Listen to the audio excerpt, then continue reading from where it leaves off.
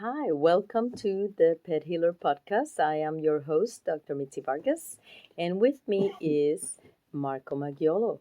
Yes, animal behaviorist extraordinaire, veterinarian by trade in Brazil, from Brazil.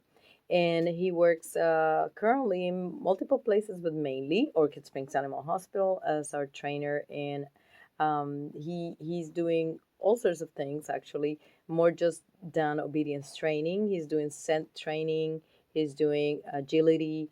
So definitely, he will hopefully give his website and his email again today.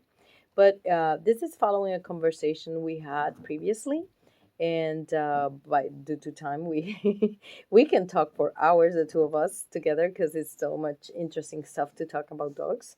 But today, I figure we touch on the puppy before, Marco, and how to the new puppies, and because of the holidays, so many people got puppies, and things like what to watch for.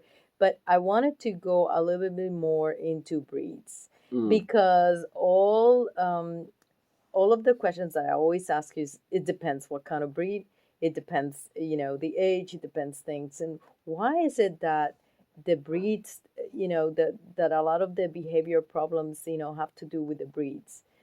Tell me your opinion. What kind of concept we're going to tell the listeners, when they're looking for a specific breed, what to look for and such. Well, first of all, thank you very much for having me here again. Very happy to be here. Thank you. Uh, I need to tell a little story about when I moved to U.S. I'm from Brazil originally. First of all, we need to understand what is the concept of breed. Yeah. Why do we have a breed? What is a conformation? Yeah, who invented the breed and exactly. Just think like that. If you're buying a product, again, I'm not going to compare products with dogs, but just to have an Just idea. an analogy, Yes, yeah. it's like if you buy a product, if you buy here in US, if you buy in Brazil, if you buy in Europe, in Japan, in Australia, you're supposed to buy the same product. If you buy, like, I don't know, a video game on PlayStation, it's supposed to be the same PlayStation in US, in Europe, in Brazil, or whatever. So if you buying or adopting a certain breed, you expect, and the work of a good breeder, it's focused on keep the same conformation. So if you buy a Beagle here, it's supposed to be similar or the most similar you can with a Beagle in Europe, with some little differences. We can talk about that, or South America, or whatever. So this is a work of a good breeder. He works to keep conformation, to keep the dog, the breed, as not as physically, but in the behavior point of view, the most similar he can. Okay. So if we think like that, now I'm gonna go tell you a little about when I moved here. So when I moved to US, I was very, let's say, was very curious and surprised with a phenomenon that happened here in phenomena that happened here in US. You guys have a lot of mixed breeds being selling or adopted as pure breeds. Yeah, they're called designer mutts, Yes, or designer mutts or designer breeds. exactly. Like you mix a Labrador and a poodle, right? Yeah, And you have and that's a Labradoodle. you have a Labradoodle. You mix, I don't know, give me another example there. Cockapoo is A like cockapoo, yeah, yeah. or weenie, Exactly. So pretty much you are mixing two breeds, and you mixing those breeds to have a same pattern of an individual, right? Yeah. Trying to follow a certain conformation.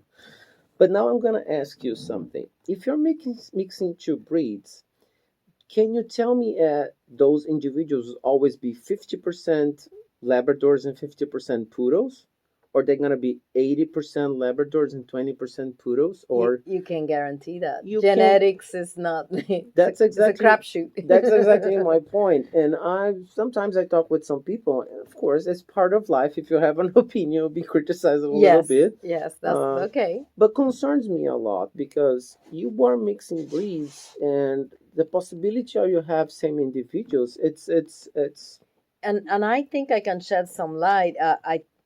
I'm not defending or anything, but I'm just thinking the thought of these people that do designer breeds is vigor híbrido, it says in Spanish, hybrid vigor.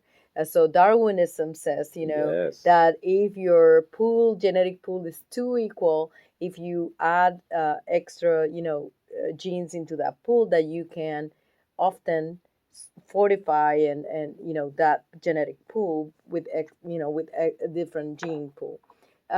So I think that that's the idea that they went for. Oh, because if you mix a Labradoodle, then people are expecting the good qualities of the poodle that have been bred for hundreds of years. But that's tricky. Yeah, that's true. I know. But this is From a behavior it's a point of naive, view. Yeah. exactly. It's just a naive point of view. But And that's how they operate. That's breeders operate. Oh yes, we mix the poodle because they have curly hair and they don't shed and they're hypoallergenic, and we mix it with the Labrador, who is driven and is friendly and happy and everything, and we have a happy non-shedding dog, which that was the naive idea, but that's not what happens, I right? know, and I understand. And like you mentioned, Darwin, there's something very interesting about dogs. I'm from Brazil. We have a lot of mixed breeds. Uh-huh. In Brazil, we have dogs walking in packs on the streets.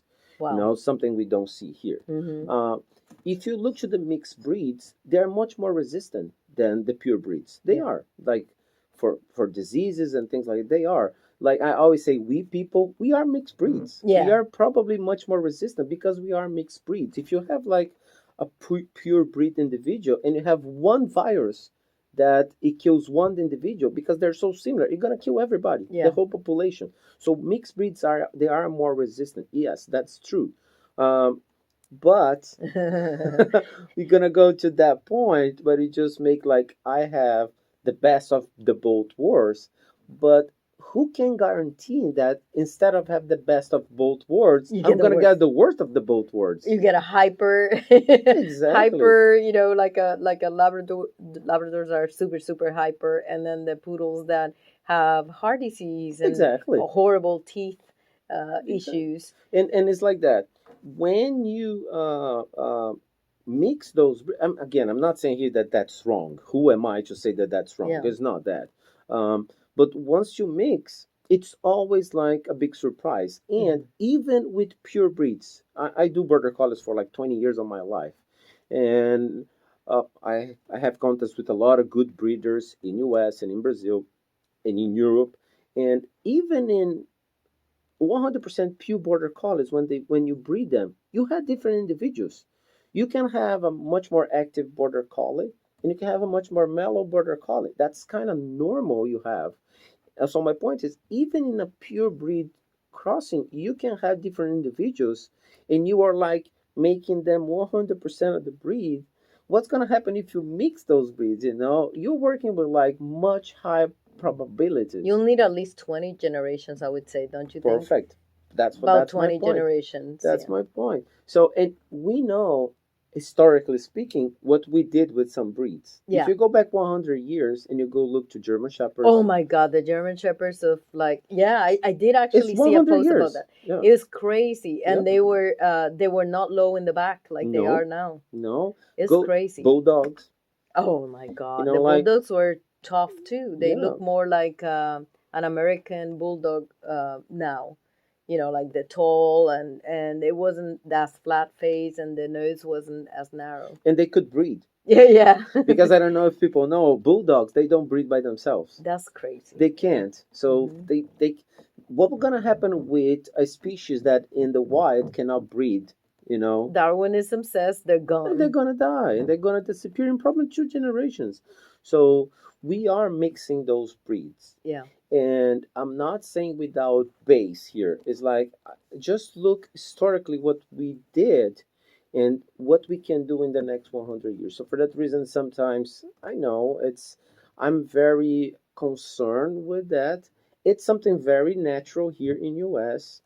I don't know if you know, but the AKC, the American Kennel Club, sometimes in Europe they don't look at AKC so well. Yeah, because they accept a lot of things. Because and I've seen, like I've been doing agility competition internationally and things like that, and I've seen dogs being rejected to compete because they're not pure breeds. Because when they look to the pedigree, you need to prove 2 generations minimum. And they look to those breeds and say, no, you don't know, not pure. You're not pure. You have this other grandmother or grandfather here, so you cannot compete with us. So, and again, I understand. I'm not criticizing. I just have this little concern that what this can happen in the future. And also the expectation. The So expectations. so people are being duped basically a Yeah. lot of the times, because people then come to us and say, but they told me that a labradoodle will not shed and is shedding. Hmm. Yeah, because in some cases they have more poodle, then they won't shed as Yep. much and they will be hypoallergenic. But if they have the Labrador side, they're gonna shed a lot and is not gonna be hypoallergenic. So it's exactly what you say, buyer beware. So if you're in the lookout because you saw a post or in social media about this super cute labradoodle or a puggle or any other mixed designer mutt that you see out there, that's okay. If it's your taste and you're willing to open your heart to that companion, that's great. But just your expectations you have to manage, because it's Yeah, not going to be as promised, guaranteed, is like what we're saying, right? I'm not saying there is perfect dogs, Exactly. because it's like there is not, but you work with probabilities. Exactly. You work with probabilities, and I am 100%. It's good that people know that I am 100% pro confirmation. Uh-huh.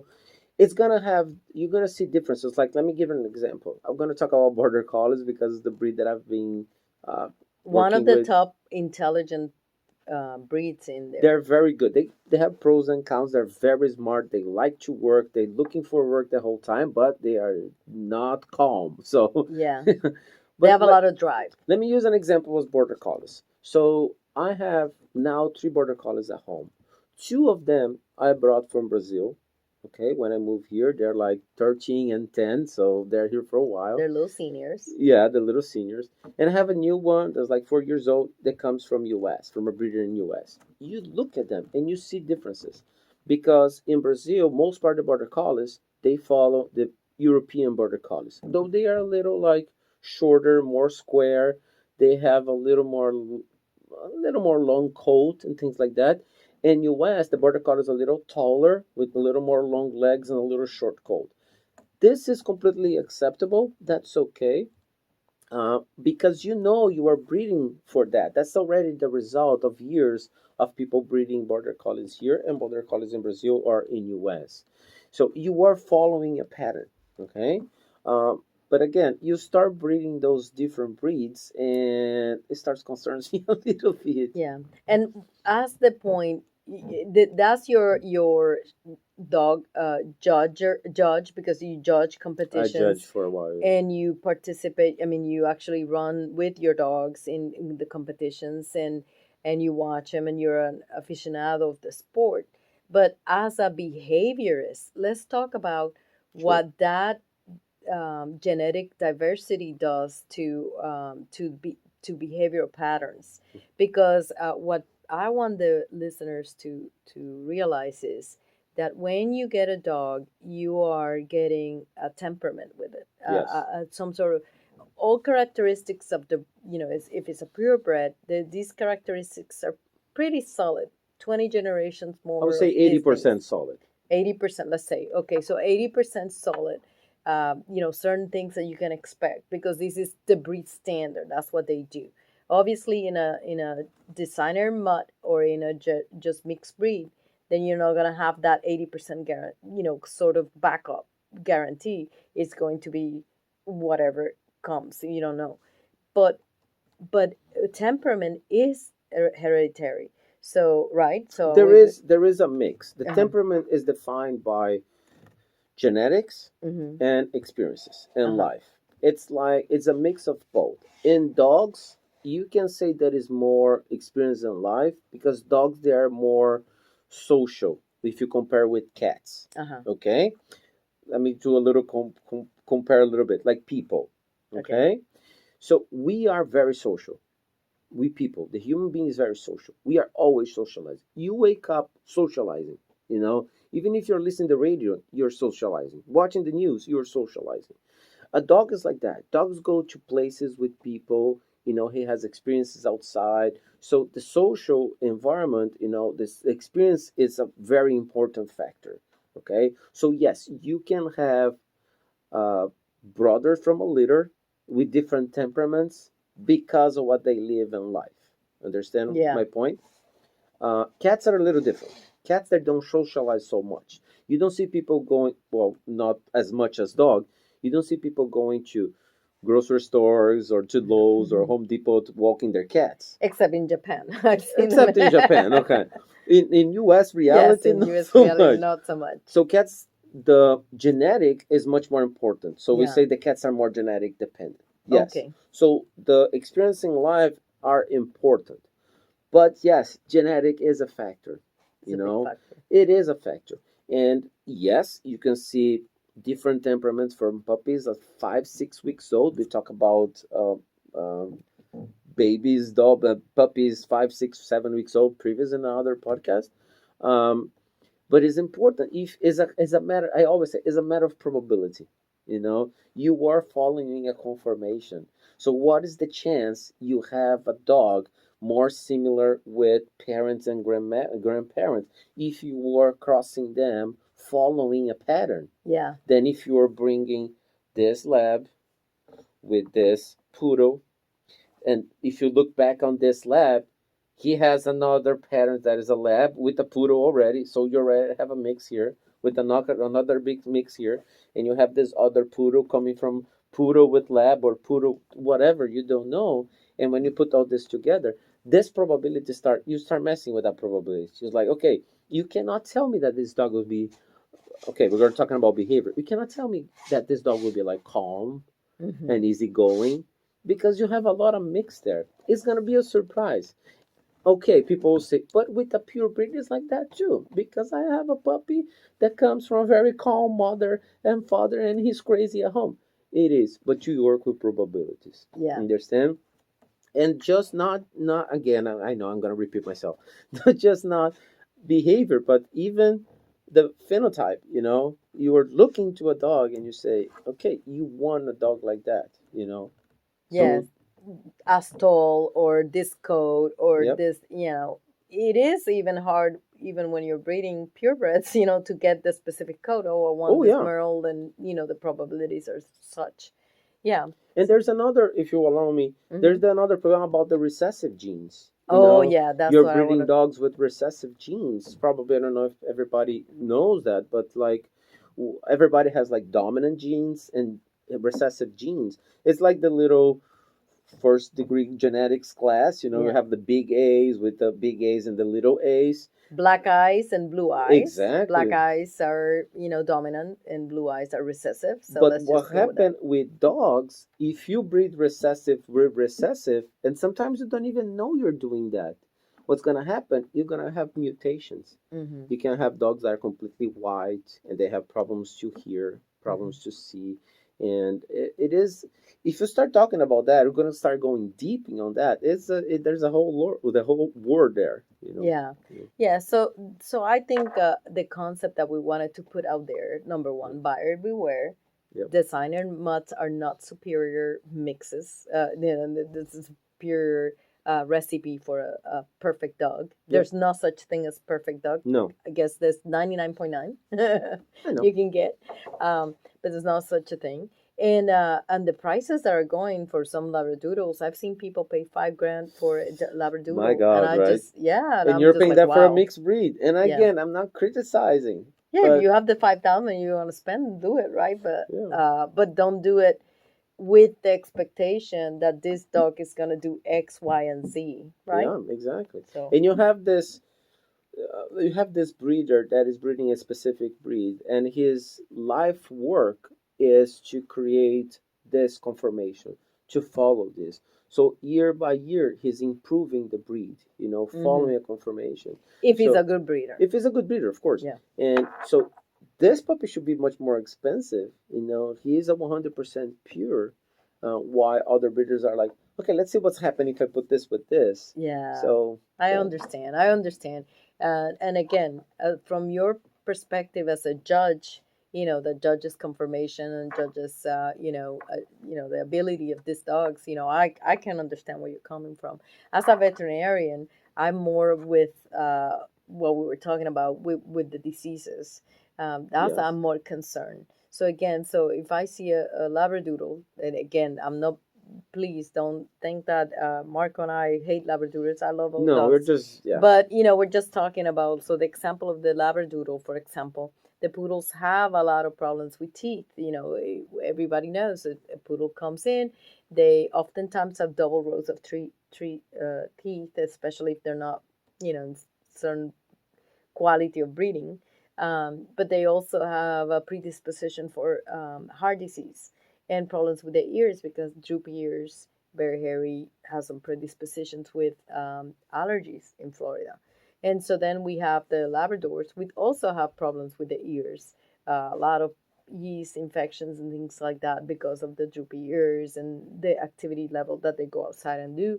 And the Labradors hip dysplasia, one of the big deals with them, elbow hip dysplasia, very rampant, and and just the Labrador behavior. Usually, the a lot of the lines that I see here around here in Central Florida, super hyper dogs. They're working dogs, super hyper, big drive.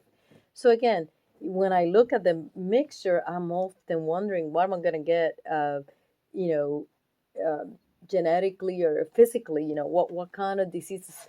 I practice preventive medicine. You know me, Yeah. so I'm thinking about the standpoint of view of the gene. So the gene is that genetic material, that predisposition that you come with.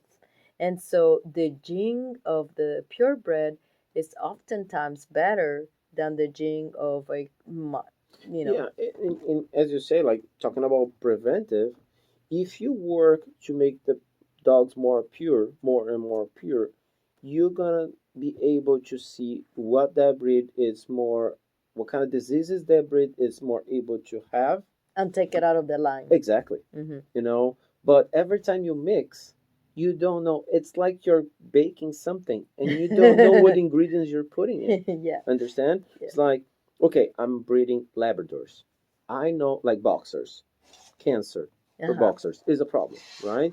So they are very predisposed to that. If we know that, what we can do and breed those boxers that have less predisposition for that. Because we've seen some boxers that go 215. Exactly. They're outliers, but they are Exactly. out there. I know, but what we can do to individuals and in like 3, 4, 5 generations, we can make that disease disappear. But if Yeah. I start mixing them, that gene on that boxer, I'm gonna mix with another dog, and I'm gonna create that gene to go forward and forward and forward. Yeah. Yeah. Right? And with every dog is like that. Yeah. German shepherds and the dysplasia Yeah. Hip dysplasia is is horrible. the same. Why they have we made a mistake 100 years ago. We Yeah. provoked the dysplasia, the hip dysplasia in German shepherds. Okay, can we go back? We can. We should, We but then we should. have to change the standards of AKC, CKC, Yeah. all of these societies that keep the track on the breed. Yeah, but I think it's a work that worth it. Yeah, it is worth it. It is worth it. And starts commenting on a podcast like Yeah, ours yeah, right yeah. now. Start putting it out there. And we are not here criticizing No. any breeder, anything like that. It's No. just like giving some ideas and making our ideas like to people think about it. Yeah, and so going back to the behavior aspect of and the of these dogs, if you are giving advice to people, how can you do you have any kind of quick way of determining what temperament dog you need? For example, um, do you want the dog, how can you tell the temperament of the dog will fit your situation? What to look for. There Like if is I'm in the market for a pet companion right now, a dog companion, I want to get a dog. I really don't have a preference for a breed. I would like X or Y things. I mean, how do I go about to testing those? there is a test you can do for puppies, but we're gonna spend like more 30 minutes to explain it. You can do step by step and how. But at To, least there's a test. yeah, there is a test. There is some exercise you can do with the dog, exposure in your hand, or trying to contact that puppy, like connect with that puppy and the way he looks at you, and it's possible to identify if that puppy is more like easygoing, he is more like crazy puppy and things like that. A lot of people, when they go see a puppy, and they say, okay, that puppy's so quiet, I'm gonna get that one. Does not necessarily mean that puppy's gonna be quiet, because maybe he's scared with the situation that just happened there. Or I want a more active puppy, so I'm gonna choose that one because he jumped on me when I arrived there. It doesn't necessarily mean that, because that maybe happened because of that stimulus they were having at that point there. When you bring it home is when you start seeing exactly how that puppy will develop. Okay. But if you don't have any, you're in the market for a puppy, for Okay, I a dog. understand now. Yeah. But now I want to know, how do I get to, not just when I meet the puppy, but breed wise, because there's some breeds that are better for certain things than others. Yeah. So do you ask our listeners to first sit down, write down three things? I want a dog because I want to do what? Do I want it Yes. to sit down in the couch and watch TV with me? Do I want him to, I don't know, go in the car? I'm a trucker. I want a dog in my truck all Yes. day. So do you recommend our listeners to sit down, Oh, definitely. You need to do do a your list? research. Mm-hmm. Like, first of all, you need to think about what you want your puppy.